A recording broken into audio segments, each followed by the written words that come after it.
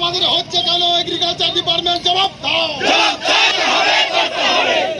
আমাদের এই অবরোধ চলছে,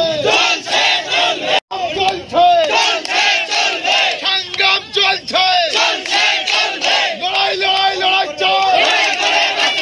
অবিলম্বে সারের দাম কমানোর ব্যবস্থা করতে হবে। জনবহুল এলাকায় হাতে প্ল্যাকার্ড নিয়ে স্লোগান দিয়ে বিক্ষোভ চলল দীর্ঘক্ষণ। সারের কালোবাজারির অভিযোগে এবার পথে নেমে প্রতিবাদ মুর্শিদাবাদের রানীনগর ২ নম্বর ব্লকে। বুধবার বিকেলে শেখপাড়া বাজার এলাকায় চৌরাস্তা অবরোধ করে বিক্ষোভ দেখালো ডিওয়াইএফআই ও ক্ষেত মজুর ইউনিয়ন রানীনগর ব্লক কমিটি যৌথভাবে। প্রায় আধ ঘন্টা অবরোধ চলে। রাস্তায় বসে প্রতিবাদ বিক্ষোভে সামিল সংগঠনের নেতাকর্মীরা।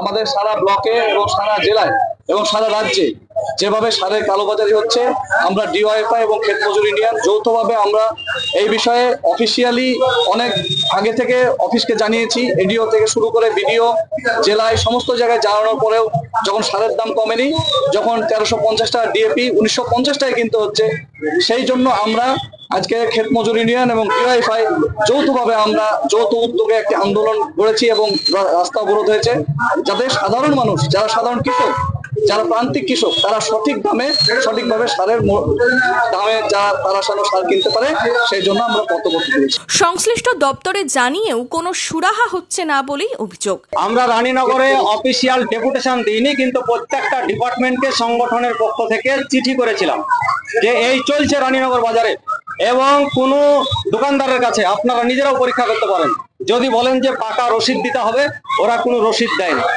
ওই যে সারটা নিচ্ছে তার জন্য বড় জোর আপনাকে হাতে লেখা রসিদ দিবে সাদা কাগজে, কিন্তু প্রিন্টেড রসিদ কোনো মতেই ওরা দিবে।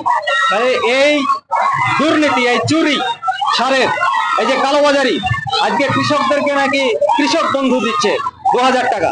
তো 2000 টাকা কৃষক বন্ধু দিয়ে আজকে কোটি কোটি টাকা, হাজার হাজার কোটি কোটি টাকা, যেখানে পশ্চিম বাংলার সমস্ত মানুষই আজকে ছোট বড় কম বেশি সার কিনতে বাধ্য হচ্ছেন। তাহলে এই দুর্নীতি কেন, তার জবাবটাই দিতে হবে মমতা ব্যানার্জির সরকার। ঘটনাস্থলে আসে পুলিশ। পুলিশের আশ্বাসে অবরোধ তুলে নেওয়া হয়।